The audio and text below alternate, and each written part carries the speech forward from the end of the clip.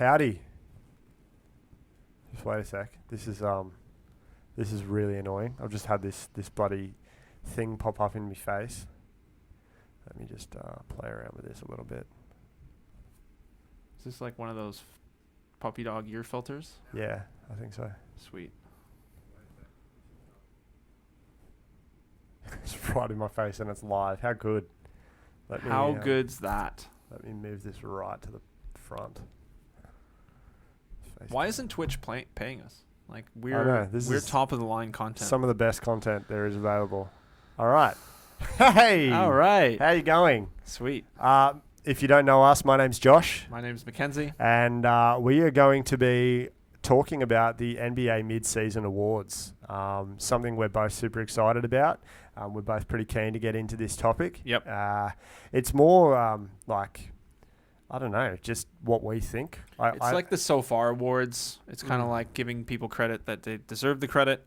We're also actually going to talk a bit about the All-Star Game briefly, although it's going to be one of the least exciting All-Star Games you'll ever watch. I feel that. All-Star weekends, that is. Yeah. But yeah, we'll get into the awards in a minute. And maybe some second half predictions as well. Stuff to watch, keep an eye on in the NBA. Watch, players to watch, the exactly. whole nine. But yeah, let's kick it off, Macca. The best individual performance so far this season. So I think the obvious answer for both of us, because we're major stans, is Nikola Jokic for the Denver Nuggets. His advanced stats are unbelievable. His just regular stats are unbelievable. His highlights are incredible. His passing, everything. But I'm going to go a different direction. I'm going to go with Stephen Curry. Yeah. He's been phenomenal. He's only missed a few games, but he's returned to 2016-esque production. He's been incredible. He leads the league in threes made by a massive margin. He hasn't really complained this year either. He had a tough start with a few losses, and everyone was kind of questioning him, but he's really come on strong this year, carrying that team to a winning record. They're in the playoffs right now, I believe. And he's also one of the best teammates in the NBA, a product of not complaining. He has to deal with Draymond Green every day. I wouldn't really enjoy that at my place of work sometimes. But I would go with Curry this year so far. Most outstanding performance. He's been amazing. Curry's been incredible. Second in the league in scoring as well, behind Beal. Yeah. So yeah, just a real leader. And I think that's something that people Good take word. for granted with Steph Curry is his leadership and his ability to really just carry the team, put him on his back. I think people have given a lot of credit to Klay Thompson and Draymond Green for the success of Golden State. Yeah. But you look at this season as a one-off, and you can really see just how good Steph Curry is and how much impact that he has for his team. Yeah. Absolutely. The only other guy that I'd give my mention to would be Joel Embiid. Right. He's the leading candidate other than Jokic for MVP, so I can see why you'd go that direction. Just like when the game's on the line, he's the one that has the ball. He's been clutch this year. Incredible. Mate, like any kind of shot too. Fadeaway middies, corner three. Joel Embiid, my biggest issue with him has always been his willingness to settle for a shot. Whereas this year, it's not settling. It's literally every shot that goes up, I can make this shot. This is going in. He's clicking on all cylinders this year. Just been brilliant, mate. Truly unprecedented. I really didn't see it coming. It's hard to see it coming like this. He's one of the best players in the league right now, top 3 if you ask me. But yeah, look, just incredible. Absolutely incredible. No doubt. That's a good pick. We started the year with our MVP predictions. I picked Luka Doncic. Who did you pick again? I had Luka. Oh, yeah, we both had Luka, of course. Yeah. Obviously, that sort of changes throughout the year with different things. We can stick to that if you want, but it's either Embiid or Jokic for me. Yeah. I mean, there's going to be narratives. It has to be Jokic for me. I like Embiid's a close second, but I think it just has to be Nikola Jokic. Yeah. Just the amount of impact that he has in all aspects of the game, including defensively, surprisingly. And the statistics for him on the pick and roll defense, good, unbelievable, very good. Yeah, surprisingly, because that's always been one of his weaknesses is defensive impact and the impact on pick and roll defense. That was where teams took advantage of him, and teams kind of knew that he was going to struggle. So they'd run a pick and roll against Jokic, they'd draw him out of the paint, and that'd be it. End of the game. Yeah, no doubt. But the improvement's been out of sight for him, and truly deserves to be the MVP this year. Yeah, he's been amazing. He was kind of like the obvious pick for this award, but he definitely stands out anyway. Like, you have to talk about him. Yep. So next award is the most surprising individual performance. Yeah, we agree on this one. 100%. Oh, is that right? Oh, yeah. Okay, 100%. so we both go with Julius Randle of the New York Knicks. I mean, go ahead. Talk about him. Mate, who saw that coming? Nobody. Who saw that coming? Maybe not even Julius. No. He was one of my favorite players to watch when he was at New Orleans. Like, just absolutely brilliant that year. Did a really good job pairing with Anthony Davis in the front court. Yep. Was very active.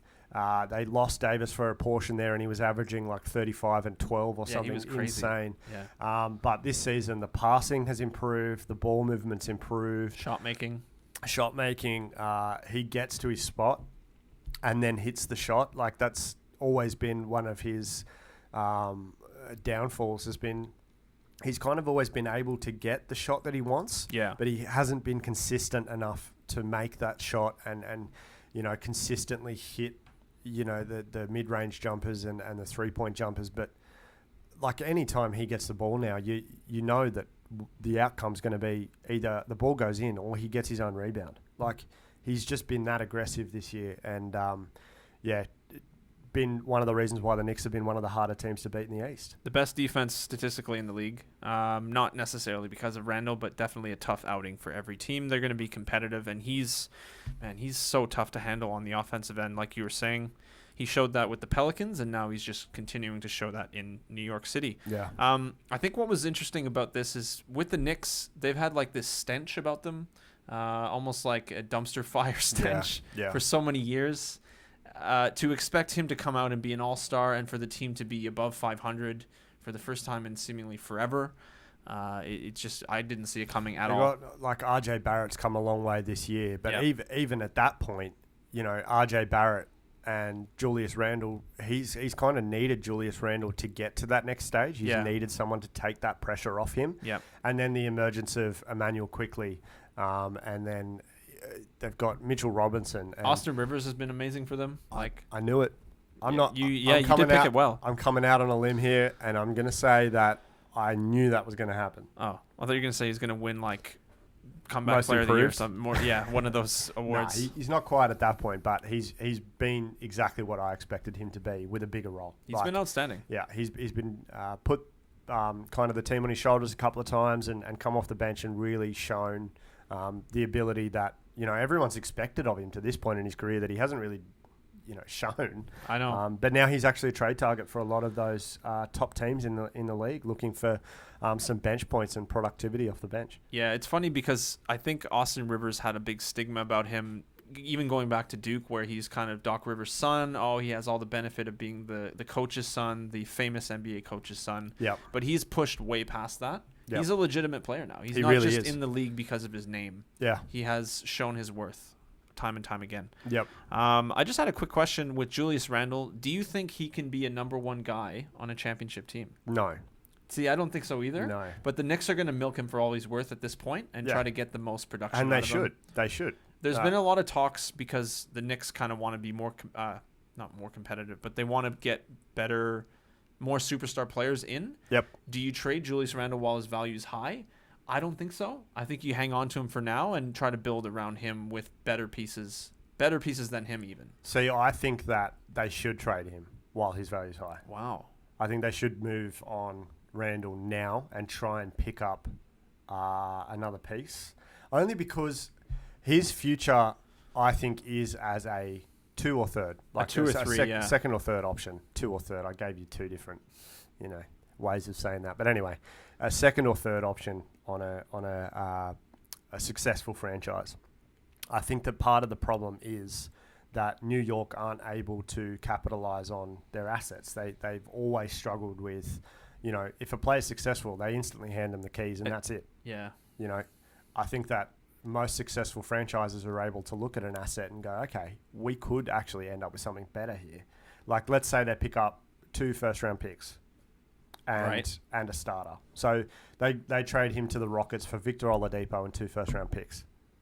Is that not an improvement for the franchise? Arguably. I mean, it's hard to give up a player that's been so productive, but you have to look at the bigger picture. Yeah, exactly. And that's my point.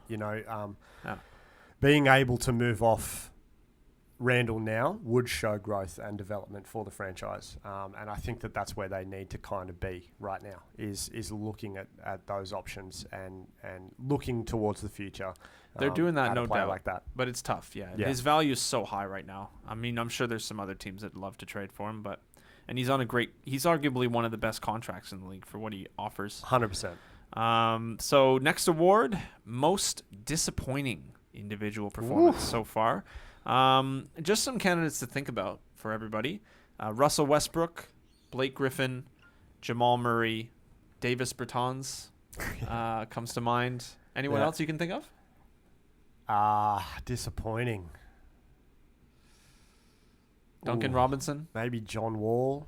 Oh, okay. Yeah, that's a good one. Maybe John Wall. I'm a bit disappointed in Victor Oladipo. Just throwing these out there. Yeah, Oladipo has been relatively disappointing. Man, I did have a couple coming into this, and now they've kind of evaporated. Evaporated, wow. Yeah. That's unfortunate. Yeah. Physical Kyrie Irving. Disappearing. Every time. I would never say he's been disappointing this year, but I know what you're saying. He's disappointing with his off-court actions. Yeah. His commentary as such. Yeah. Hot take, I don't think the NBA should change its logo, but that's another story. No, I think they should. What? Yeah, I think it should be Kobe. Are you on Kyrie's side? I think it should be Kobe. What's wrong with the logo? There's nothing wrong with it. But why change it? Well, just to evolve. We don't need to. It's so recognizable. Yeah. If you're going to change it'd be exactly the same. It'd just be Kobe. Why should it be Kobe, though? But then we'd have to change our logo. Fun fact, our logo is Kobe's fadeaway. No one needed to know that. But now you do. Yeah, now you know. It's a great one. Now you know. All right, so my pick for most disappointing is Jamal Murray. Okay. I feel that because of his postseason. His bubble performance. Yeah. Now, this is where I want to make sure I'm clear on this. He's been disappointing not because I expected him to average 25, 26 points a game like he did in the bubble. I think the bubble performances for a lot of players were outliers. TJ Warren comes to mind. He was like a god in the bubble. He was. But I didn't expect Jamal Murray to be under 20 points a game. I expected him to average more. I expected him to average more assists. Essentially, I don't feel like he's really improved that much. And I understand that it's been a difficult season for a lot of teams, including the Nuggets, who have dealt with injuries galore. Yep. Some tough losses here and there, and they lost some key pieces like Jeremy Grant. But I really expected him to be more impressive, more consistent. He's picked it up recently, honestly, but I expected a lot more out of Jamal Murray. I have to give him credit. He had a monster game against Cleveland. He shot 21 of 25 from the field for 50 points. Like, that's just absurd. It's actually really fun. I want to just quickly sidetrack here a little bit. The amount of all near perfect performances shooting this year. Have we ever seen anything like it? I don't know. I don't recall anyone ever shooting 19 of 20 for 40 points, or there's been some ridiculous numbers put up this season. Well, the Jamal Murray one was absurd. Like, if you watch the highlights, the announcers are like, he made it again. And Fred VanVleet did it. Yeah, he was 17 of 23 or something. Yeah, but his 3-point shooting in the first 3 quarters was he was 9 and 9 or 8 and 9 or something stupid. Yeah. I've never seen anything like that. I don't know what to make of it. Is it just more shooting means more likelihood of statistics increasing and being more consistent because shooting is at such a premium now? Yeah. I don't know. It's an interesting discussion. What do you guys think? Let us know. Who is your most disappointing? My most disappointing has to be Blake Griffin. Ooh, go on. Has to be Blake Griffin. You're not wrong. I think it's very disappointing that he needed to be the leader for Detroit.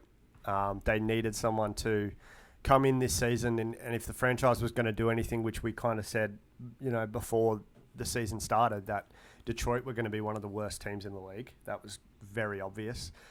But they needed a leader. They needed a locker room leader. They needed a court leader. They needed someone who was able to kind of rally the troops a little bit and really get them focused and moving in the same direction. And Blake Griffin went the opposite way, just entirely the opposite way. Kind of carefree this year. His points are down, his rebounds are down, assists are down, percentages in the gutter.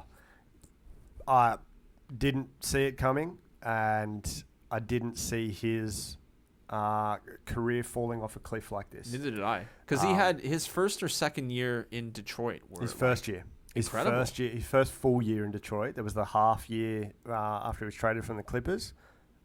Was he traded mid-season? No, he was traded at the end of the year. Mid-season. Okay. I think it was 2017, 2018 was his first year. Yeah. 2018.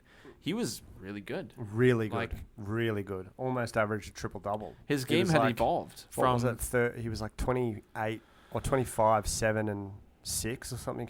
He was doing really well, yeah. He was putting up like LeBron light numbers. Yeah. And he was an MVP candidate, most improved candidate. Like, man, he was going to pick up all kinds of awards. He didn't pick up any, but yeah, it was just, and he was playing like 36 minutes a game, which was also a bit of a problem. But yeah, like just really deserved. He did. You know, the contract, the extension, and he was playing to that level. But this season, just disappointing is the word for it. It really is. It is. And the big news that came out earlier today, that he was bought out by the Pistons. So obviously a lot of teams with interest in him, like we've talked about in our earlier episode of the podcast. Yep. Brooklyn Nets come to mind, Golden State Warriors, Miami Heat, Miami Heat, and the Portland Trailblazers have all expressed interest in Blake. Let us know what you think. Where do you think Blake should go? Can he bounce back from this disappointing season? Do you think Detroit did the right thing? Do you think they should have bought him out? Do you think they should have held on to him to the trade deadline?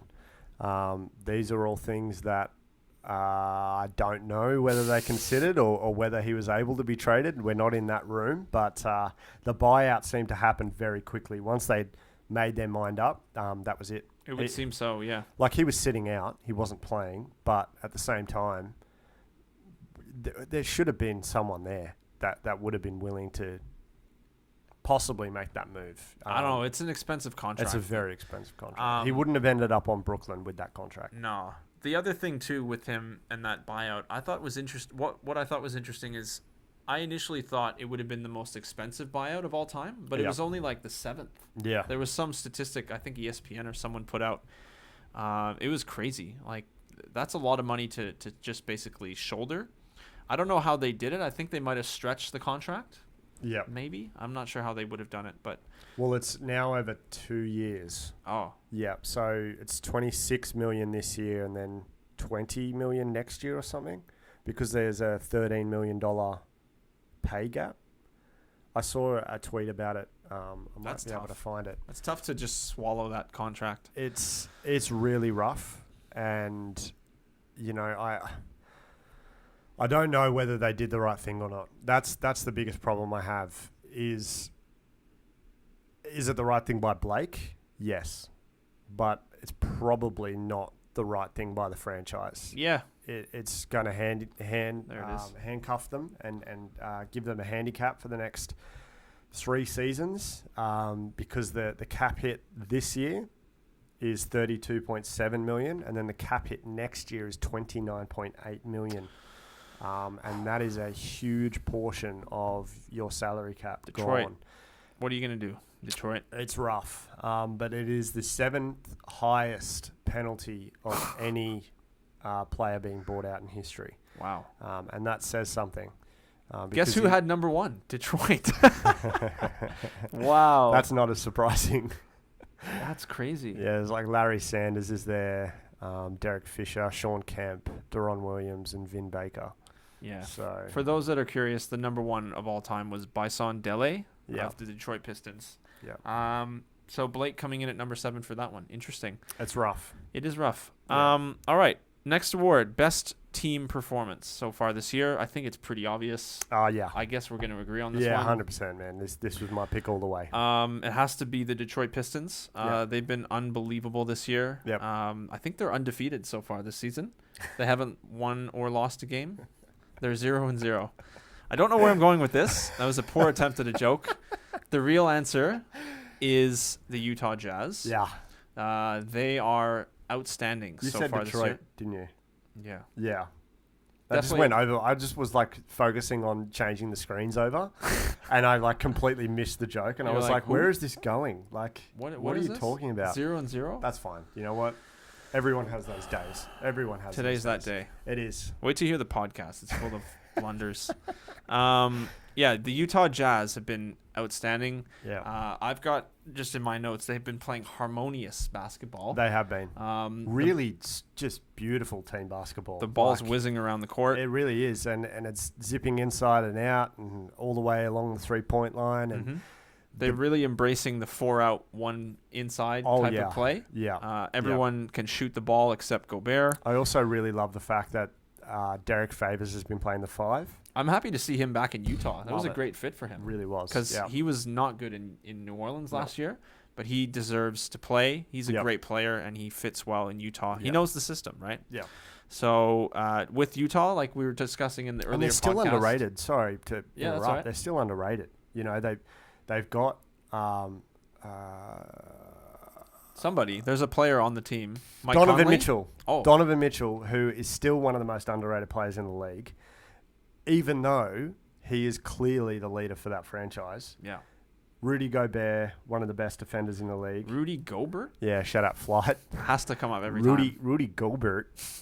Has anyone ever heard of this guy? Rudy Gobert? He's trash, bro. Yeah, Rudy Gobert is one of the best defenders in the league, something we talk about often.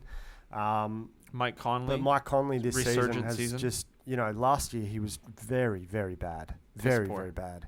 And there's no other way to put it. He was fucking terrible. I said piss poor, and I thought I was swearing. No, we can swear on Twitch. Fucking terrible. Yeah, he was fucking terrible. We can swear on Twitch? You can swear on Twitch. I'm in. Yeah. So the leash is off. Yeah, you can go nuts on Twitch. Sick. Yeah, and I'll just put it on YouTube, and if we get penalised, so what? I don't really give a shit at this point. But yeah, they've just been playing beautiful basketball. Really, so nice to watch. And they have the 6th man of the year there in Jordan Clarkson. You mean Joe Ingles? And they have my man Jingles. They have 2 candidates for the award. It's going to be Jordan because of his points per game average, because that seems to be where every time the award goes to. Fair enough. But his impact off the bench is unquestionable. As soon as he comes on, the energy's up, the passing's up, the shooting's up. It's just confidence, a different. The banter, the Australianness, which is needed everywhere. They're all Joe Ingles qualities, whereas mine were in relation to Jordan Clarkson. Fair. But that's fine. But we can compare notes. We don't, but we can. Joe Ingles is the best fly swatter in the league. Yeah, he is. He's the best drinker. He's the best drinker on the planet. In Australia, definitely loves a Tim Tam. Loves his Vegemite. Just a great Australian. Absolute legend.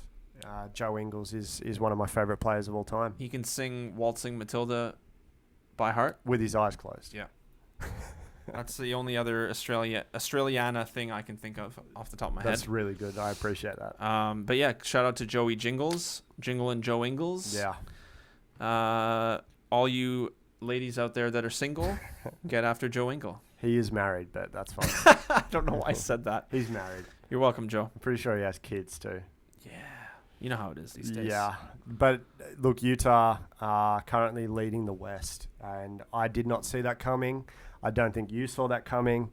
I think the shoe-in for the West was always the Lakers, and they've just been upstaged. It's just been, brilliant.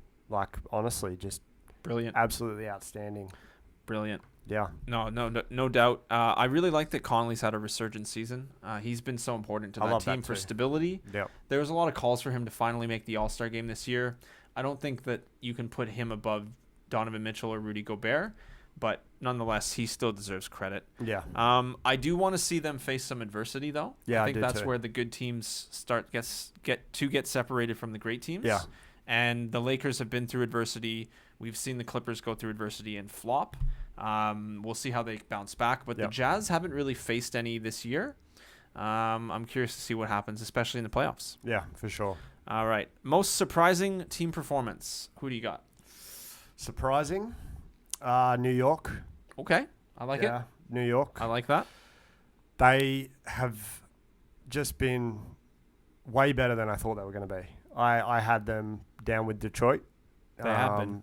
But they were, to start the year, they were average, and then just out of nowhere, RJ Barrett came a long way, and then the Julius Randle, as we discussed, his performances were just absolutely ridiculous. Yep. Mitchell Robinson was playing really good basketball, and then they traded for Derrick Rose, and that's added another element to a successful season for them. So such a good pickup for them. It really is, and New York, they're one of those franchises you just expect to be down the bottom. I don't think you don't really take them too seriously until now, where they're sitting pretty in the East and in a spot to make the playoffs. Very pretty. And they have, some of the best, six-man kind of rotational pieces in the league. And Elfrid Payton's been really good this year too. These are guys that were basically flicked from their other franchises, had no other option, and ended up in New York. We discussed Austin Rivers earlier. He's one of those. Mm-hmm. Taj Reggie Gibson, Bullock. Reggie Bullock. These are guys that couldn't get a contract, and they've all come to the same place. And Alec Burks, yeah, Nerlens Noel. They have a bunch of stragglers. It's really weird how they've done that. But it's worked. Yeah. It's worked to this point. So good for them. Yeah. That's a good pick. And I was actually curious because you brought up Mitchell Robinson, and he always warrants some sort of discussion with that team. I wasn't sure how many minutes per game he was playing, but he's actually been playing the third most on the team. Yeah. He hasn't played in every game. He's played in 27 out of 37, I believe. But nonetheless, good that Mitch is getting the minutes because he deserves it. He's usually one of the leaders in per 36 in a lot of big man stats. Yep. If you care for those stats, and I do. So Mitchell Robinson getting the burn is important. And that's a good pick for most surprising. Apologies to interrupt. Devin Booker's been ruled out of the All-Star game. Mike Conley will be replacing him. Wow. His first All-Star game. Breaking in news. His history. 14-year career. That's proper breaking news. That is proper breaking news. Wow. Live. Unbelievable. It was about an hour ago, but... Live an hour ago. Hey! Good job. We got there. Good job, shoot around. Yeah. Wow, good for Mike. I'm really happy for him. That's awesome, yeah. He deserves that. He absolutely does. Absolutely does. How weird is it that, man, that's so weird. Anthony Davis makes it not necessarily deservingly. He's been good, but he missed too many games. Yeah. Replaced by Devin Booker. Yes. Much deserved. And then he gets injured and gets replaced by Mike Conley, who we didn't think was going to make it at all because of the depth. Yeah. Man, what a weird turnaround. Yeah. That's great, though. He deserves to be there. He's been one of the best players this season. Good for Mike. He's actually leads the league in plus-minus. On-court plus-minus. Wow. That's incredible. So, okay. Could save this for later, but do you think now the team that picked, I think it was Team Durant that picked Booker, do you think they want Conley? Yeah. I don't really care give that a much. shit. Yeah, I don't give a shit either. Yeah. Just was curious, and you don't give a shit. Awesome. I'm just happy. Yeah, sorry, mate. I'm just happy that he ended up with a spot. Yeah, me too. I really like Mike Conley. One of my little man crushes in the NBA. Ooh. He's one of my favorite players to watch. Gritty. I loved him in Memphis, and to see him kind of fall apart last year with Utah was hard to watch. But he's definitely had a resurgent year. Crushing last second shot that fell off the rim. There. That's tough. That was tough. Think about that. I don't want to diverge too much, but think about if that shot went in. Does Denver have the same team? Do they not just blow it up because of first round exit? You'd think they would. Crazy. You'd think they would. And then Utah sticks with it. Denver have been good this year. Not great. They've been good. There's plenty of improvement there, but they probably would blow it up. They really need another Jeremy Grant, just a little side piece there, like a catch and shoot, stretch the floor kind of defensive guy. Yeah, maybe like a Darius Baisley. They should go after I him. like their space. I I'm like him glad you too. brought him up. Yeah, I like him too. I like a lot of OKC's players. Yeah, I do. All right. Now, the most surprising performance as a team, from my point of view, has been the Charlotte Hornets. 100%, man. I didn't really know what to make of them because they had a lot of depth. Guess who backed them? Not Shootaround Josh. Oh, it was 100% me. It was 100% you. In the preseason, I said that Gordon Hayward is the most underrated pickup this year, and I was slammed for it. Look at me now, bitch. Slam dunk in that one. Look at me now. That was a good one, actually. Thank you. He's back. Yeah, He's officially back. He's been unbelievable this year. Yeah. Like, I didn't expect him to be this good. Neither did I I. expected him to be, like, Maybe good, shy like, of 20 points per game. Yeah. Like 19, maybe 18 points, maybe 5 rebounds, maybe 4 assists. Like, those kind of numbers. But he's over 20, over 5, and over 5. Like, he's really been the leader of this franchise. He's exactly what they needed. And he's made everyone else better. Like, you look at Terry Rozier has had a really good season. Yep. The only player that's really suffered has been Devontae. Man, I don't know what's happened to Devontae. He was one of my candidates for most disappointing player, but didn't really get enough. I thought he'd have a good year. I thought he'd probably be about 25 points, but yeah, he's kind of fallen to the wayside because of LaMelo. Pissing in the wind a little bit, just like fighting the breeze, Yeah, that's exactly right. But yeah, look, the Hornets are back from mediocrity. They've been outstanding this year to watch. And you know who they're giving the credit to? LaMelo. Michael Jordan. Oh, Have you seen all those That's articles? disappointing. No. Yeah, they're all like, Michael Jordan is now the best executive and blah, That's blah, blah. It's horseshit. an absolute joke. That's a good way to piss people off. Build up a resume just because he's Michael Jordan. Yep. I don't like that take at all. That is not a good take. I apologize for making you upset. That's a horseshit take by anyone who says that. But yeah, LaMelo running the point has been amazing. Yep. Scary Terry's making appearances all the time. Frequently, yeah. Much to your chagrin. Yeah. Miles Bridges, holy fuck, can he dunk the ball? He's incredible, man. He's super intense. athletic and great defensively too. Just like... Did he turn down the opportunity to go in the dunk contest? I think so, yeah. He probably did. Yeah. I mean, look, I'm he not doesn't surprised. Need to. He's unbelievable. Yeah, save it for the season. Yeah, exactly. And I also think PJ Washington is going to go down as one of the all-time steals. Okay. He's great. Okay. He had a 42-point game the other day against Sacramento.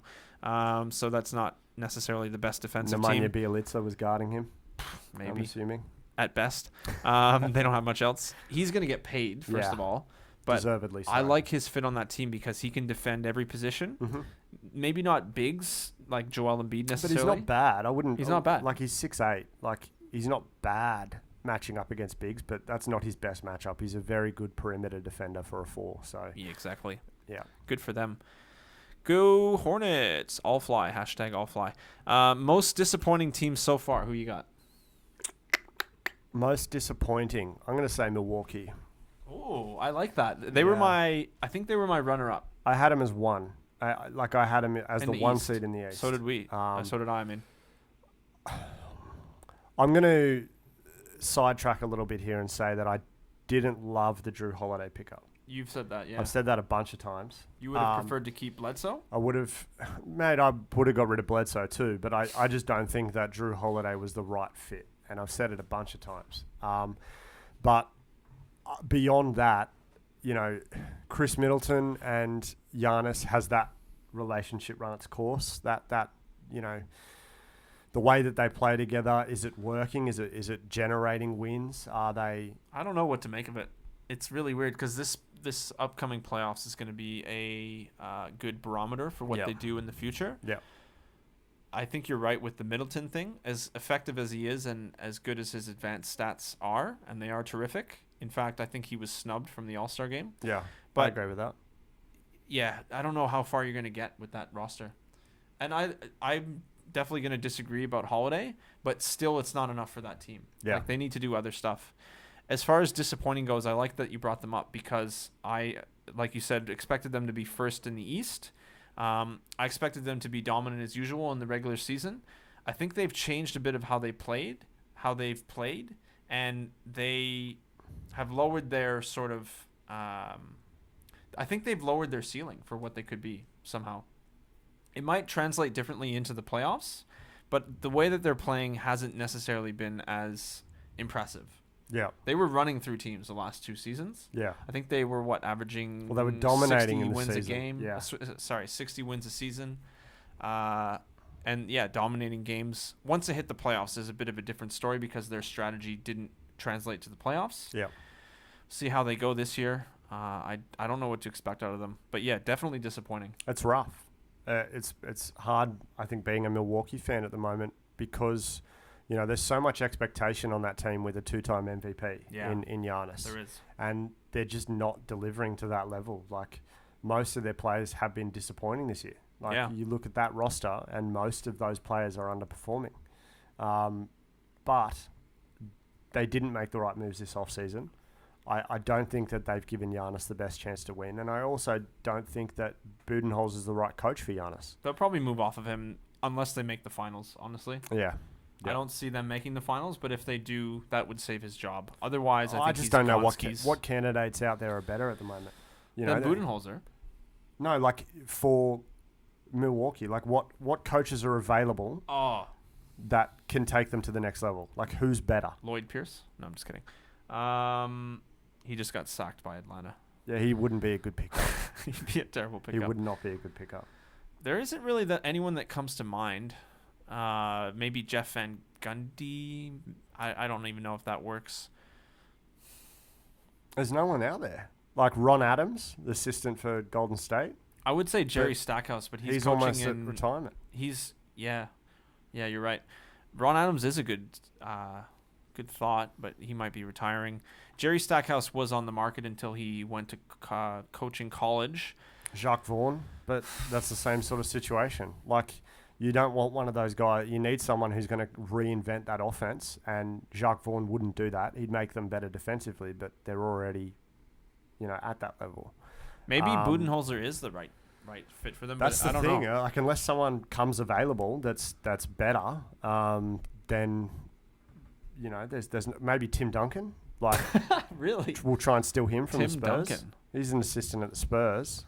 Ime Udoka, who we've brought up a bunch of times, he's one of the better assistants in the league, judging off what the Spurs say about him. Mm-hmm. But like, there's not really that many options out there. There aren't that many. There just aren't that many good coaches.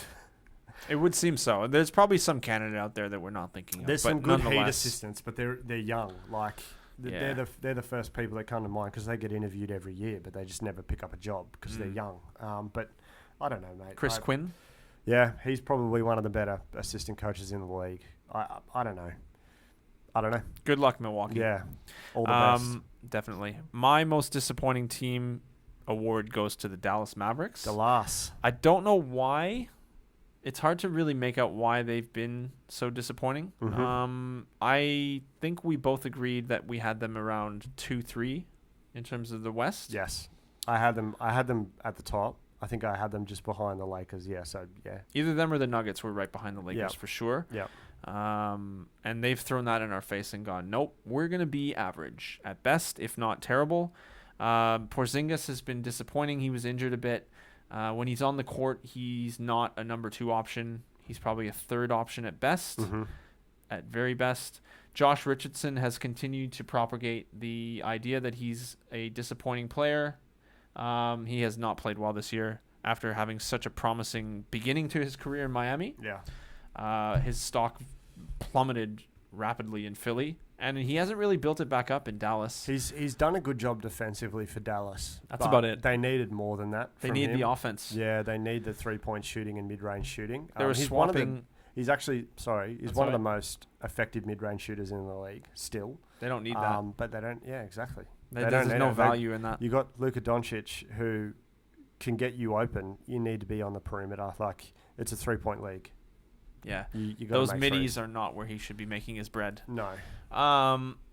Tim Hardaway Jr. has been good for them as a stabilizer of sorts. One of my favorite players. Yeah.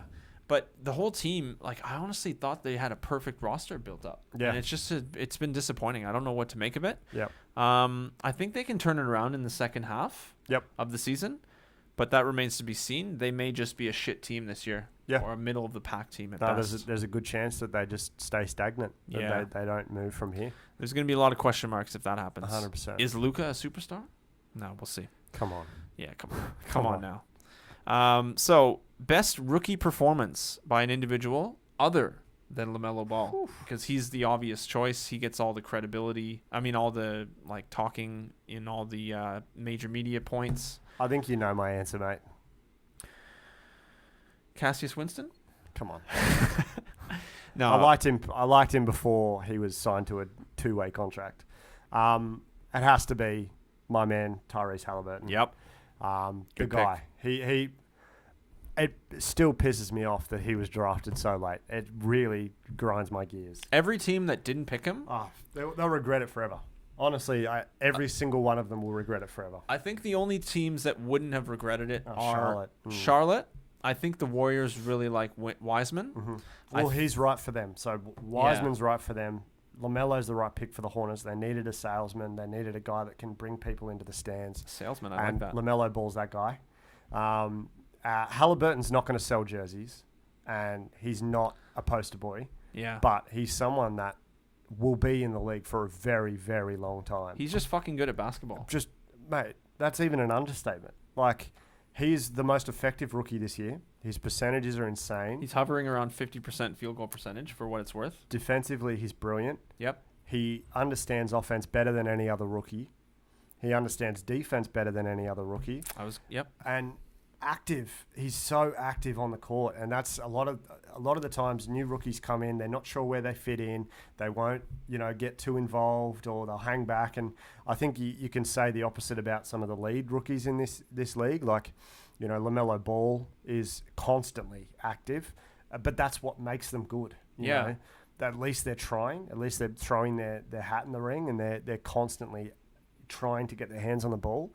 And I think that's something that Tyrese Halliburton has been the best at. Like, when the Kings need someone to perform, he's the one that takes over. He's unreal. He really is at such a young age.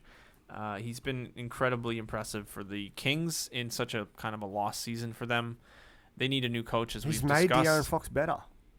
He's made almost everyone on the team better. Buddy Hield, except for Buddy Hield, who's really struggled having to share the load with a rookie. It's like trying to squeeze water out of a stone with him. Yeah, unfortunately. Just on the last thing on Halliburton, I remember watching some footage recently where somebody had broken down him making plays on the defensive end. Like, he plays free safety sometimes on the weak side, and he knows where he can stand to cover two guys at once really well already. His acumen is incredible for such a young player. Yeah. And then he's making plays, making steals, baiting people into bad passes. Yep. And that's stuff you can't teach. Like, honestly, you can't. Exactly that's right. just instinct. It's almost like you just picked it up from years and years of watching the game, and exactly instinctual. Yeah. Just being sharp on the court. 100%. Super sharp. Yep. One of my favorite players to watch. But as I said, he's not going to sell out arenas. He's never going to be a 50-point scorer. He really isn't. But he's so consistent and so effective on the court. Like, he'll forever be. He's like a Chris Paul. He's like a modern Chris Paul. Just the instincts, the leadership, just how solid he is as a player. There aren't many faults in his game. Already. At such a young age, it's really hard to do. That's so true. Who you got? I'm going with my man Anthony Edwards, who has not been efficient. In fact, I've got some stats here. He has the worst. So this is a great stat. He has the worst true shooting percentage of 58 players who have attempted over 400 field goals this season in total. He certainly does. He's shooting 46% true shooting. That's even worse than Russell Westbrook, who is second worst with 48. That's saying something. So 400 field goals plus attempted. I don't know the exact number, but I think him and Ricky Rubio are the two worst effective shooters in the league. Are we doing this? I've just turned the hat around. I just want people to know that I got you. I'm a Heat lifer. No worries. You're a T-Row. T-Row? Yeah. Terry it's Rozier. actually a T-Ra. T-Ra. T-Ra. There you go. We know who you rep now. Because I had my hat on backwards and it kept touching the chair and I couldn't sit back. I kind of look like a douche. Really? Sideways cap. Look like a That's why crooked. Yeah, you go try to fix it up in here, but it's reversed. That's what I tried to do, and I was pulling it the wrong way. Anyway. Oh, good. That was so pointless. So I mean, look, Anthony Edwards has been amazing otherwise from shooting. I think his dunk speaks for itself against Yuta Watanabe. He did step out. Did he? Oh, I missed that. Wow. Yep. Way to piss on that one. Shouldn't have been a dunk, but like still, I'm not taking anything away from him. That was one of the most incredible, like, basketball plays probably of all time. I underrated it at the time. I was blown away by the dunk. Okay. And then the more I thought about it, that was probably one of the 10 best poster dunks I've ever seen. Like, man, it was amazing. Let nuts. me try and bring it up here, and I'll download it so then I don't get claimed. And the best part too is I love when they actually. This sounds weird, but I like when they actually dunk the ball. It wasn't like a throw in like Blake has done. Yeah, or DeAndre used to do. Derek Jones, yeah, DJ. Exactly. It was a proper dunk, and Yuta Watanabe hit the floor like a brick, and it was just like disgusting. God Guess what? We're having audio issues. Yeah, surprise. Anthony Edwards dunk on Utah. I think I've got Watanabe. It. Oh no, I don't. I'm useless. Sick. I'm just gonna download it here. Yeah, had no choice but to try to block. Yeah, he kind of did. What is he going to do? He could have just moved out of the way. He's going to get taken off the court by Nurse. Could have not I'll bet you know what? I'll bet you Nick Nurse was praising Utah for that play. Probably. Because he actually tried to play defense. Yeah, probably was. All right. Let's open up my T-Wagon here. Open this up. Just give me 1 second, ladies and gentlemen. Thanks, guys. Everyone watching, the one viewer. It's probably me on my phone. Let me try to jump on. Oh, then we have two? Yeah. Far out, man. Look at you go. Build the brand, you know. Have you got a Twitch account yet? I don't think it's going to make you sign up. That's going to be annoying, isn't it? In it. Yeah, fucking in it, man. Fucking in it, mate. Let me just add this here. All right. Mad in it. Oops. Twitch. I don't really... I'm going to have to sign up. I'll just download it and I'll decide later. Sick. Oh, we're doing this. Nice. Yeah, I'm just going to add in the file and then transfer it over here. Wow, this is some big brain stuff. Thanks, man. I don't know if I'm ready for this again. I mean, as a Raptors fan, look, it was kind of gross to watch. Kind of embarrassing, as all dunks are. But I still give him credit for doing the right thing and trying to contest the shot. Although he had no chance. He just doesn't have the same level of athleticism as Anthony Edwards. Very few in the NBA do. It was just... It's not a shot you want to get in the way of. Like, it's just not something that you... You're supposed to move out of the way. Like, I mean, if that's coming at you, I would not be there. I, as a 6'2" guy, I'm not going to get in front of that. Yeah. Yuta is 6'8" Okay. So, like... I get your point. He's also in the NBA, and they're trying to play defense. But nonetheless, get out of the way. Like, I see your point. I do see your point. This is not working. Have you ever been dunked on? Never. Proper? Never. Okay. Have you? Yeah, twice, I want to say. Okay. At least once. Yeah. And it's not a fun experience. Okay. It wasn't like disgusting. Yeah. Like that one was. Yeah. But it was still a poster, and it was like, okay. No, I feel you. I get it. I just wasn't as athletic as the dunker. I foolishly tried to jump and block a pass, and it was an alley-oop. And it wasn't a great alley-oop as is, but it was still a dunk on me. I see. And everyone let me know about it. So that was the fun part. Of course they did. Yeah. What else are they going to do? There was actually someone there that dunked on me that missed it, and they were actually more embarrassed than I was because they missed it on all the action. Everyone was losing their minds, and he was like, "What happened? I missed it. Shit, bro." Anyway. Let me try and find this here. That's what happens. This is QuickTime. Let's see if we can get QuickTime to do the job. This is putting the quick in QuickTime. This is slow time. This is just not... This is not time. ...doing what I'm wanting it to do. Okay, that's just gone to small player. Yeah, it did. Murders. Hit the green button. Which green button? Top left. No, in the video. Yeah, that one. This one here. Yeah. Is that what you wanted to do? Yeah, but now I want to actually share this here. So you got to open up this. You guys are so welcome for this. Yeah, thank you guys. Beautiful thing. This is really good content. You know what? I'm done. Done. Okay.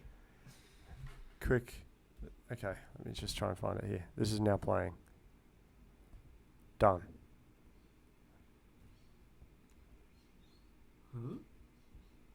Nah, I'm done. I've had enough. All right. Whatever. You don't get to see it. Wow. You don't see shit. Find it yourself, bitches. Yeah. It's the dunk, and he steps out. It's the dunk. You know which dunk it is. You know which one. The point was to see. Okay, well, let's bring it up just for us. Okay. Because I'm curious. I feel you. Down the bottom. Play it. All right. Just watching this here. So there he is there. Look. Watch the foot. Oh. There it is. You see it? I mean, yeah. Let's just watch the replay. It really is one of the best dunks of all time, though. And there's no crowd there. Isn't that such a travesty? Oh, they go past Fucking it. refs in the way. Jesus Christ. It is nasty. Go back to the cockback. That's the angle. Oh. That's a real tomahawk, too. Jesus. This is the way it goes straight down. Let's run it back here. And he gets his hand in the rim as well. The only thing that would have been worse the best. is if... Do you remember the DeAndre Jordan dunk on Brandon Knight? Oh, they didn't show it. Oh, that's his foot on the line, but they kind of skip past it there. You see?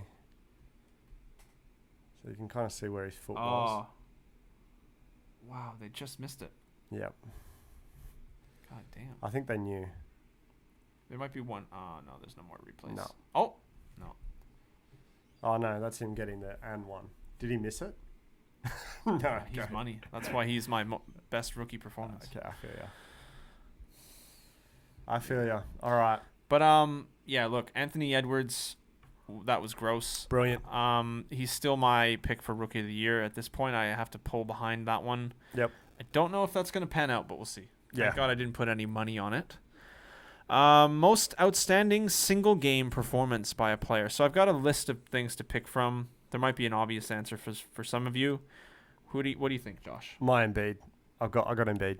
The 50-17 game. Wow. Okay. Yeah. I kind of like that. That was the best all-round performance of his career. Yeah. And just, like, unstoppable. Like, everything he put up in that, especially in the fourth quarter, he was absolutely unbelievable. He was clutch. He was dominant. There's not much else to say other than unbelievable. Just for statistics' sake, that was the 18th most, not most efficient, the 18th highest game score of all time. Yeah. Fun. To your point earlier about games where everybody's just going off this year with great shooting, VanVleet's 54 was the 23rd highest game score of all time. Like, it's all happening this year. And then the Murray game was one of the most efficient games of all time. That was absurd. There's been some absolutely brilliant candidates for Game of the Year and Performance of the Year, single game performances. But yeah, I just can't go past the development and the way that Joel Embiid's game's evolved. Yeah. And that game is like the essence of that. That is like the best game I've seen Joel Embiid play. Absolutely brilliant on both sides of the ball. Yeah. And across the board, like rebounds, assists, just shot making, inside, outside. Like he was getting everything he wanted in that game and took full advantage of it. He was unbelievable. Yeah, I'll give him credit for that one. I had Curry dropping 62. For me, what was most important about it wasn't the fact that he won the game or even that he scored his career high. Yeah. He reestablished his place in like NBA lexicon, yeah, where it was like everyone was doubting him. It was early in the season. Is Curry this? Is Curry that? Is he overrated? Did he get carried by Durant? All this nonsense, like really horseshit. And then he comes out and just drops 62 on you. He said, hold this 62-point game. Hold this L, everyone who doubted me. I'm the man. I'm back. Eat this. And everyone ate it. It was amazing. Twitter blew up.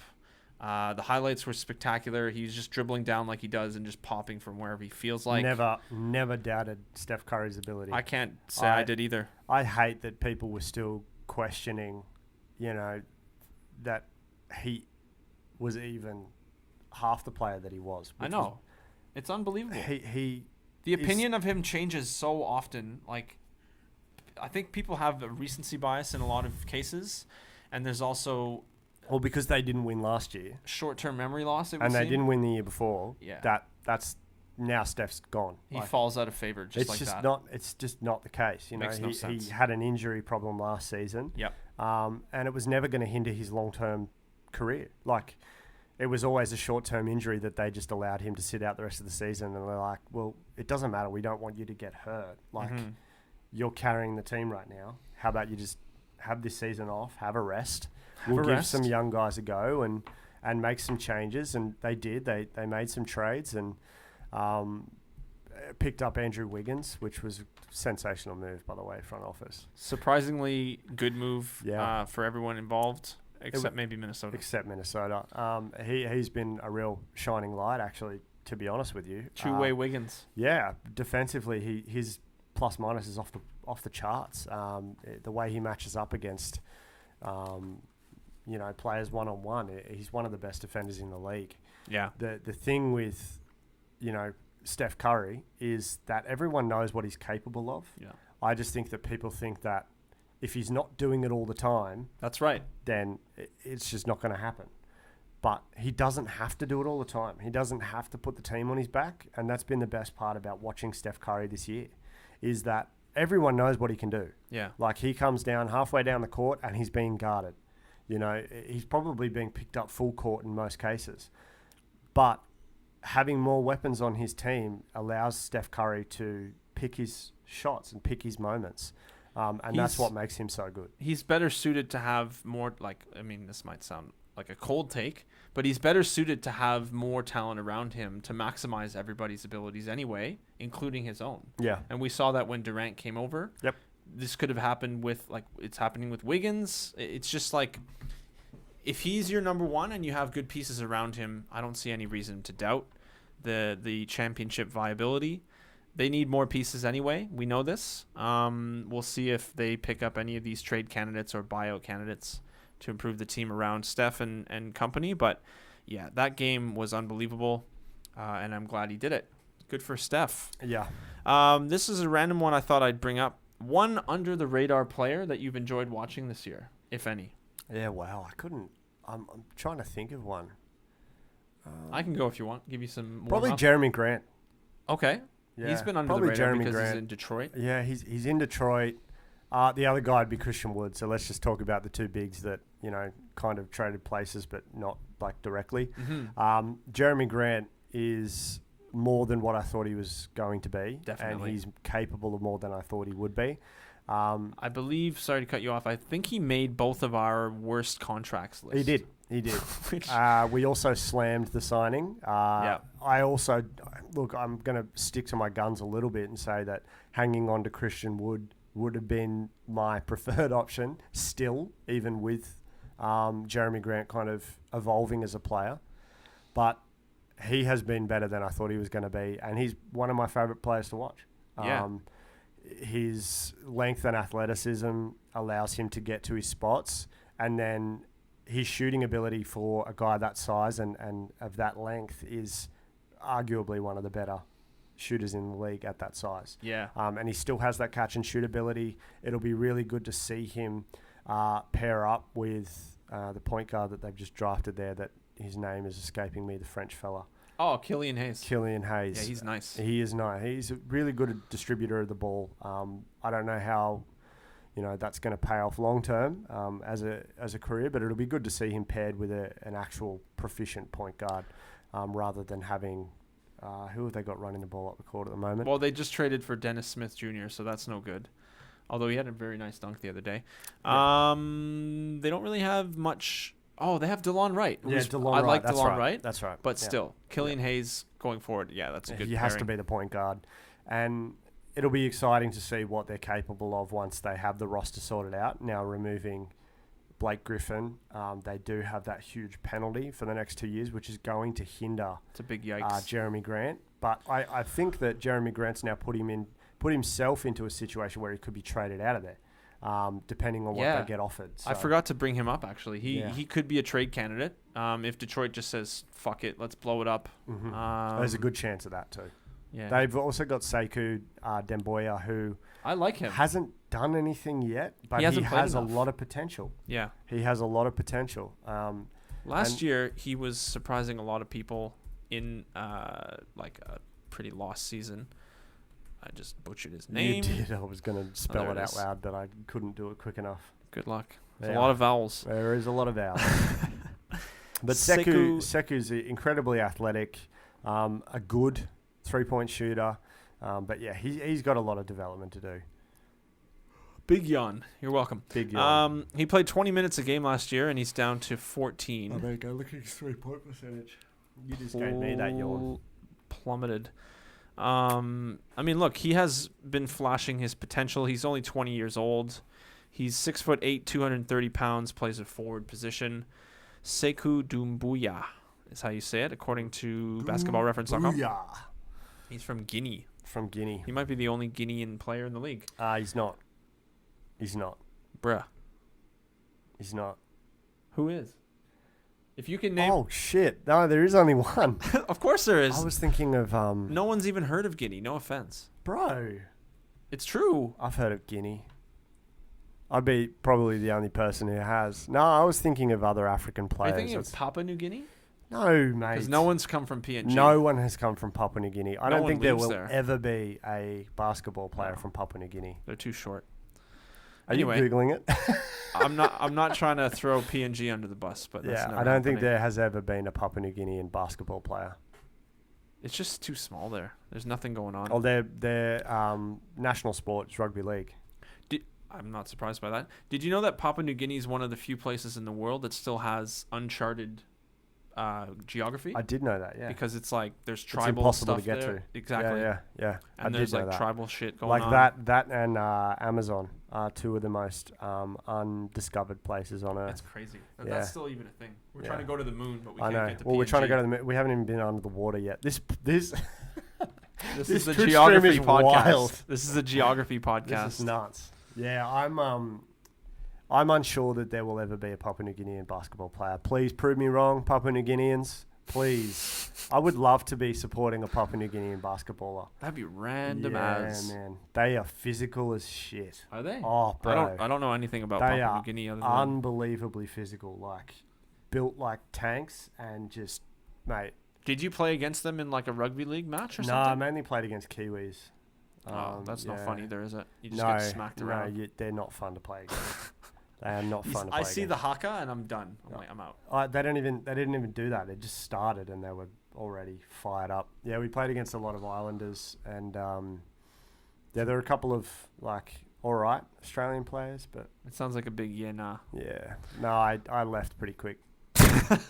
I started Where's getting the exit? hurt. Oh, there. See ya. I started getting hurt, and then that was the end of it for me.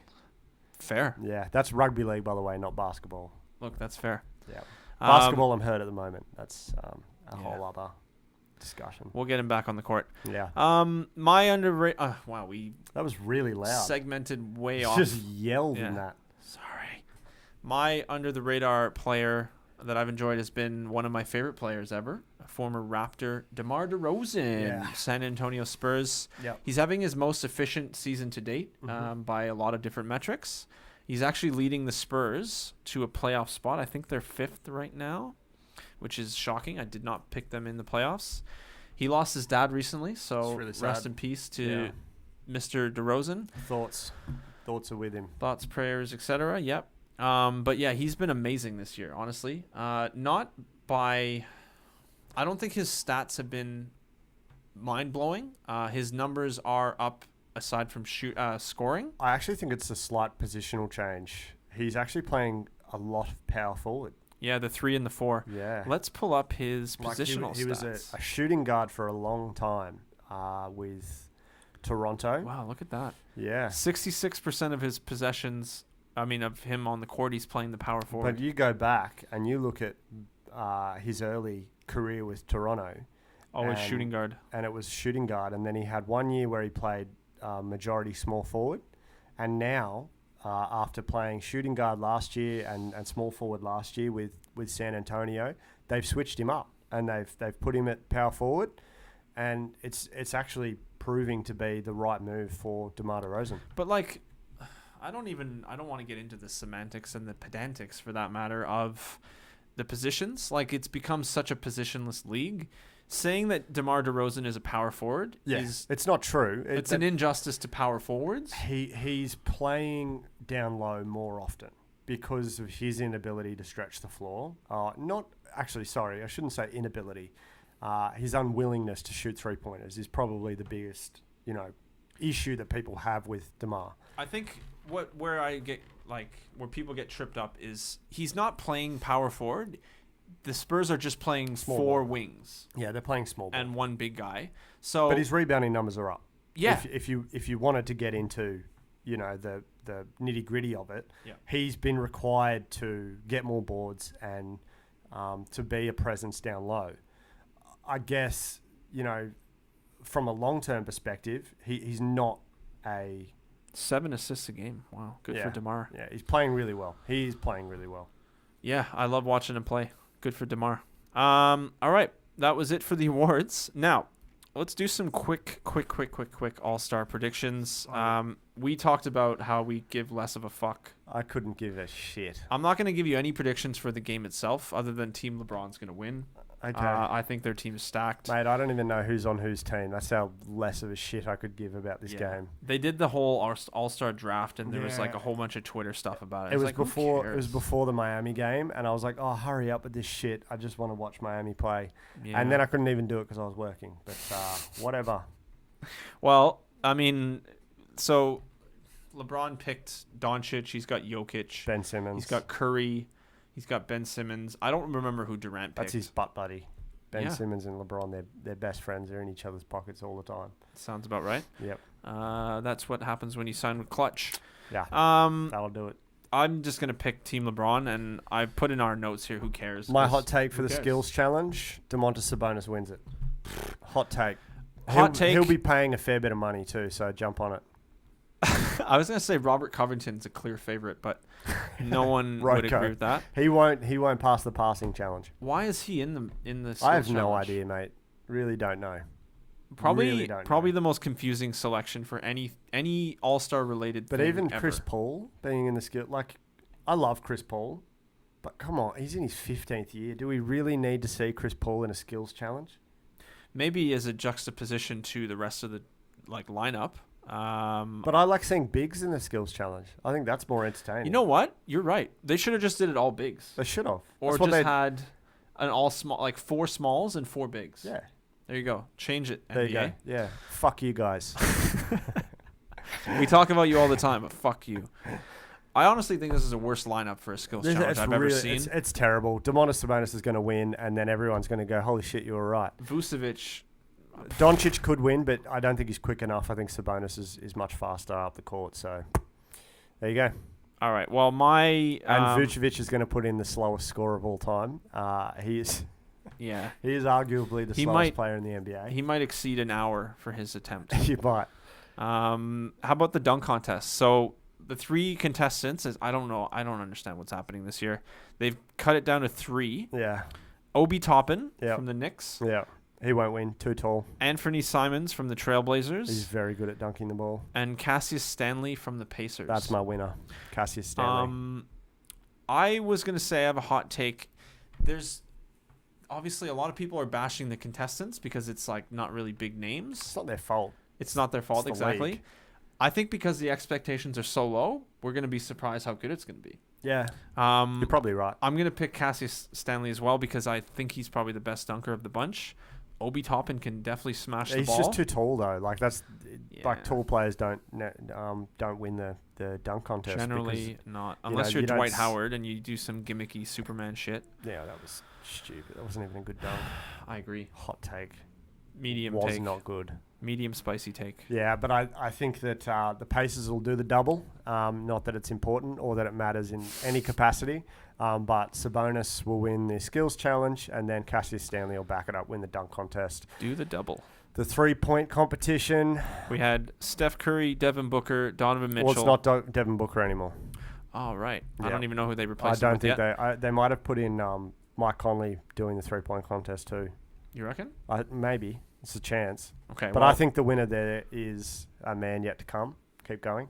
Duncan Robinson? Nope. Keep reading them. Donovan Mitchell, Jaylen Brown, Jason Tatum, and Zach LaVine. That's the winner. I picked Zach LaVine as well. There you go. Props to that. Fucking glad we're on the same page for once. Zach LaVine, I think he's going to come through because he's excited about it. Fucking oath, man. He's one of the most underrated players in the league. I said that earlier, but man, I love watching Zach LaVine play. Me too. He's super entertaining. So smooth. And I'm so happy he's in the 3-point contest and not the fucking dunk contest again, because we get to see Zach LaVine in another light now and see him as a lights-out 3-point shooter, which he is. He is one of the best 3-point shooters in the league. 40% at least this year. We will see him go off in this contest. I think he'll be the first. He would be the first player to win the dunk contest and the 3-point contest if he did. Yeah. So that's incredible. That's unbelievable if you could do that. I'll pick LaVine for sure. Yep. As we said, the game, LeBron, Team LeBron. I don't care. Who gives a rat's ass? I don't care. Yeah. Moving on. Care. Either one of them could win and it doesn't change anything. I don't give a shit. I don't know if you've got anything for this, but 3 storylines or things you'll be watching in the second half. Okay. I put down, can LeBron keep carrying the Lakers? No. Not single-handedly, no. It seems like a tall task. Yeah. Because they're competing against the Clippers, the Suns, the Jazz, etc. for the seeding. Now, given that the fans, I don't know how things are going with arenas and stuff. Some of them, like New York, have allowed more fans to come in. Yeah. Utah has allowed fans in all season, like a limited attendance. If fans become a thing, that actually affects home court and seeding. Yeah.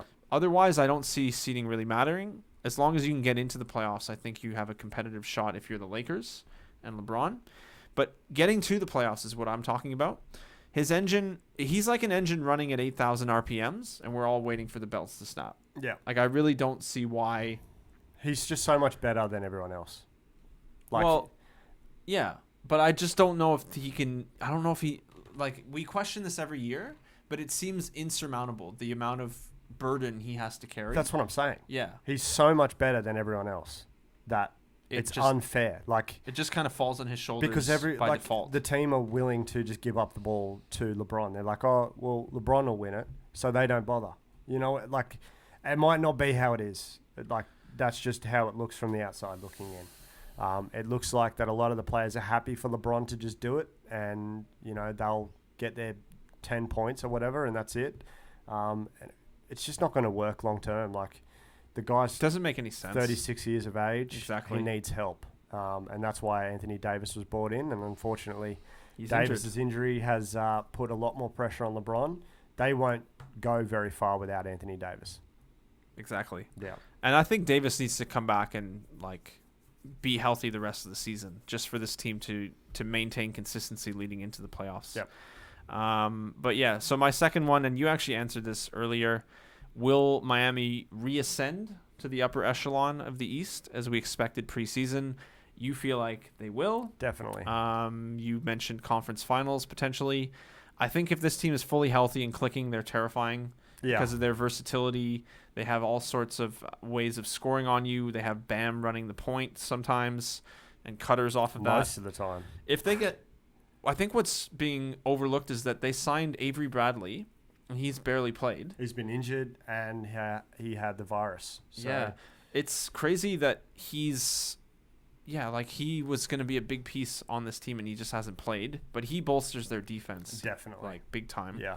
Especially off the bench. It's something that we're missing at the moment is just, you know, we've got Precious Achiuwa, who has been very good defensively off the bench, super active. But outside of him, you know, Goran Dragic is a smart defender, but he's just not quick enough in his age to be able to keep up with the younger guys. So the other person with them I would have liked to have seen more of is Maurice Harkless. Yeah. I thought he was a good pickup. He's been injured too. I know. I thought he was a great pickup, and he was disappointing. When he was playing, he just wasn't making shots. Yeah. Just percentage was very, very bad. Piss poor, yeah. Very, very bad. I mean, I don't know what to make of it. It's like they've had these two guys they spent money on and they haven't played. So, yep. Anyway, I think they'll be up there if they can stay healthy. But at this point, it's hard to say because we don't know what to make of it. The last thing I wanted to talk about was the Knicks. Do you think they can keep pace and stay relevant and make some playoff noise, maybe win a series? It's actually really hard to say. It is. I think that they need to make a couple of tweaks to the lineup. and then they will in the maybe playoffs. like I think that their downfall is going to be Mitchell Robinson running the 5, only because he doesn't offer as much as another 5 in the league, and he can be found out defensively searching for blocks, a bit Hassan Whiteside like. So there needs to be some minor changes, and they also don't have a really good impact at the 4 or 5 off the bench. So they have Nerlens Noel coming in, and he's just not capable of helping the team. You watched that video I sent you? I did watch that video. Holy fuck! He's got feet for hands, man. He literally has feet for hands. I couldn't believe how bad it was. Yeah. He's like calling for the ball. His Philly days were the worst. The Philly days. And that was it was the worst. That was what 6-7 years ago. Now he's rolling on pick and rolls. He's calling for the ball. Yeah. Whoever's ball handling puts it into his catching area. He still throws it off out of bounds. It just hits his hands and deflects. Like he doesn't actually catch anything. It just it would drive me mad. It has to sit in his hands for him to be able to hold on to it. The ball needs grip, and it needs to hold on to him because he doesn't believe he should catch anything. Someone said he needs wide receiver gloves. He does. Yeah. In his wide receiver or super glue. That could work. I would like to see that as a Would strategy. make it hard to score. It'd make it hard to do anything after the catch. You're right. But at least he'd catch it then. And he'd probably he'd travel. That's the other problem traveler. with Nerlens Noel. He likes to walk. He'd rack up with travel points. He does. All right, so my 3. If you got them. I do. I have 1, 2. I have 3. I have 3. Look at this guy. So, do you think the Utah Jazz are capable of winning a championship? Wow. Okay. I would say no. They are capable, but I don't see it happening. Okay. And that's where the playoffs are going to make or break that team. Okay. They've been through the ringer in a few years. Yes. Like the year that they beat OKC in the first round, I think it was 2018. Donovan Mitchell's rookie season where he took over Game 6. That was spectacular. And then they ran into the Warriors. Yeah. Or whoever the hell they ran into. Maybe the Rockets. It was the Rockets. Yes. But nonetheless, they did that. They lost in the second round. They were smashed by the Rockets. Then they were smashed by the Rockets the next year. Yes. In the first round. And then they were beaten by Denver last year. Which was really tough to see. Yeah. Because of the last second shot. Yes. So this team has the motivation, which I think people don't bring into the equation when they try to rate these teams. This is the best version of Utah we've seen. In many years. Yes. Probably since 2007 when they made the conference finals. They've been a tough out for the last 3 years, except for the year where they were just dominated by Houston. It was 4-0, I think, that they bowed Maybe out. 4-1 at best, yeah. But I think this season is the best iteration of Utah we've seen, with Mike Conley playing out of his skin, Rudy Gobert, one of the best defenders in the league, and Donovan Mitchell is unstoppable on his day. Mm-hmm. But they also have that bench impact that they haven't had before with Jingles and they have an amazing bench. They do. So Jordan Clarkson, Joe Ingles, mm-hmm. Derek Favors. Mm-hmm. That's 3 positions and they're sorted. Starters. They're league starters. They can be, yeah. Clarkson is clearly better off the bench. Yeah. But he's capable of being a starter in the league. He would usurp most shooting guards in the league.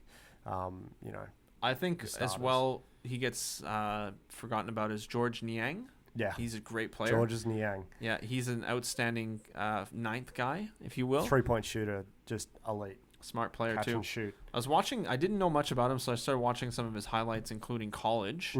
He can play like 3 positions. He can shoot the ball. He's good passer. Not bad defensively. Yeah. He's in the right spot most of the time. Yeah, he brings more to the table than he's taking off. Yeah. So talented guy.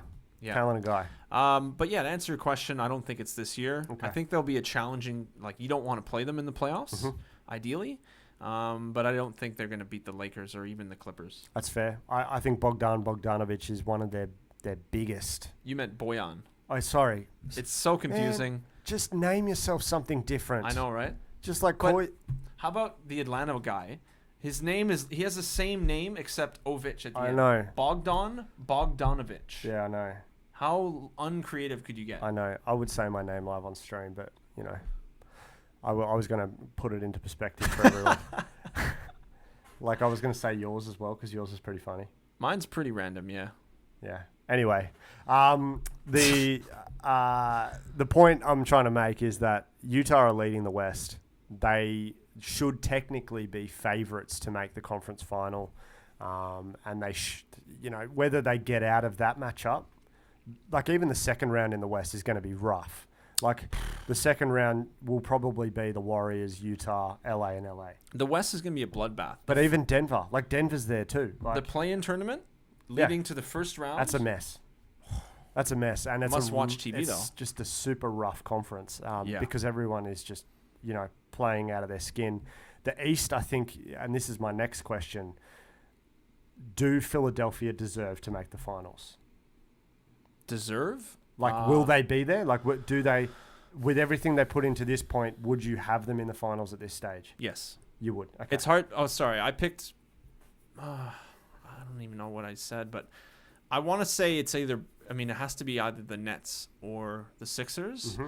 But it kind of depends on what the Nets do. But even at that, I really like what Philly's built this year. I do too. I think Ben Simmons playing the way he has and in his role. Even Tobias Harris, who he took over in overtime. He's been one of the worst contracts in the league for the last couple of years. But, the performance this season has really taken him to the next level, I think.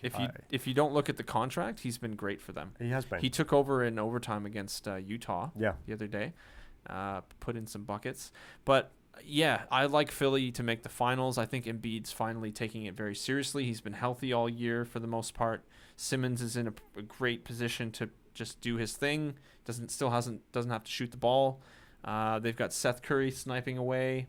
I can see them adding another nice little piece, maybe even a PJ Tucker to bolster that roster.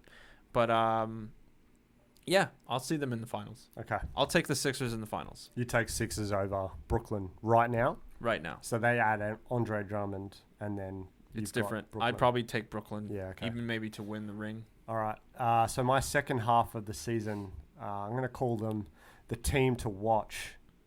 It'd be the Orlando Magic. Bruh. That's a joke, right? Why are we watching them?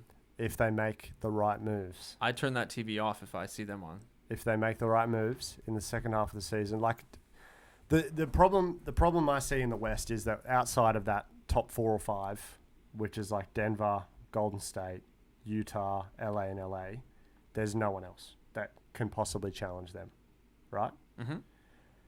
The other team that we had at the start of the season, Dallas, haven't done anything. They need to move off Kristaps Porzingis if they're going to do anything. Mm-hmm. Orlando have a chance because of Vucevic's season. He's putting in just incredible numbers, top 10 style of player at the moment. They need changes, but the problem they have is that Markelle Fultz and Isaac are missing the rest of the season. So it's really tough. You're really left with Vucevic and Aaron Gordon. I think I see what you're saying now. Because they're going to start moving pieces, and those pieces are valuable, similar to the Rockets. That's correct. Yeah. So then, if they move off Aaron Gordon and they pick up, say, John Collins, which, they need to give up first-round picks and, make it all work, that'd be a move that I could see them making. Would that put them any higher in the West? He's a much better player than Aaron Gordon. Much better player. Nope. No. That's fine. The West is too stacked. It is, and that's the problem that you have in the West, is there's no point talking about those other teams, but they'd be the only team that I would say keep an eye on for the next few weeks before the trade deadline. That's good. And they need to make moves, and depending on the moves that they make, I think will dictate, the franchise and where the franchise ends up at this stage. All right. Yeah, so that's fair. I'm just going to give you 2 quick predictions. Maybe you can just pop some into your head. Hit me. The Clippers and the Lakers will play in the conference finals, and Ben Simmons is winning Defensive Player of the Year. I agree with the second one. Those are my 2 The first one, I would say no. I think they'll meet earlier. Depending on seeding. Yeah. Maybe if they're a 2 and a 3 seed. Yeah. Ooh, spicy. Yeah, see, I think they'll meet early. Spicy. But I think that the West is limited to 5 teams, and then the rest of them are just going to, muck around for the rest of the spots available. I think that the dark horse, even though that they're first, and my prediction would be Utah making the conference finals. I would look. I want to see that. I just don't see it happening. They're just so deep. You know, the Clippers don't have the depth to match that. The Lakers don't have the depth to match that, and they've got Dennis Schroeder. They're top heavy. They just don't have that depth. Exactly. Right. Yeah, exactly. And Utah can put their second unit out and still perform at an elite level. Hopefully that translates to the playoffs. But yeah, I see what you're saying. My other prediction is that Jimmy Butler, to finish the second half of the season, will be the MVP of the league for the second half. Wow. Yeah. I get what you're saying. Yeah. At the level that he's playing, like he was averaging a triple-double. And that's not by choice. Like, that's literally carrying the team. 100%, man. And the level that he was playing at before, you know, he missed a couple of games, but he even came back yesterday and put up like 27, 10, and 8 or something. It was stupid. Killing it. But he's at an elite level, and I think in the second half of the season, to get Miami to that like third, fourth seed, that's what he'll do. Okay. No, I kind of like that, actually. Second half MVP for me, if I'm just going to counteract, would be Anthony Davis. But at the same time, if he's playing. Yeah, they might just sit him out. Like, they might sit him out for quite a while. If they're going to make the playoffs, like, why bother? You know, keep him healthy. Maybe, keep bringing him back to get some warm-up before the playoffs. But exactly. That's fair. All right. Well, I think that'll do it for the midway season, whatever you want to call it, awards. Midway through the season awards. The half point awards. The half point season midway point. Quarter of the way through the 2-year awards. The Butcher Everything Awards. Yeah. We can't speak awards. The not important halfway awards that we've made up for the sake of views. The most important, unimportant awards you'll ever listen to. That's correct. Yeah. We thank you for tuning in. If you're watching this on Twitch, please subscribe. Over there. You didn't point out. I don't know where it is. I think it's over there, but I don't it's either side here. Please subscribe to the Twitch channel. This is my Twitch channel, Shootaround Josh. There'll be other content on here, but for the time being, I think we'll share a little bit of it. So every Saturday we might just do a quick Twitch and speak to you guys about basketball and just have some random things, seeing as, you know, not everything's fit for the podcast. But we appreciate you guys checking it out. If you're watching on YouTube, subscribe, same thing. And if you're listening, please subscribe to whatever channel you are listening via. But yeah, guys, thank you for checking it out. Catch you next week. And peace. See ya. Just got to go offline now.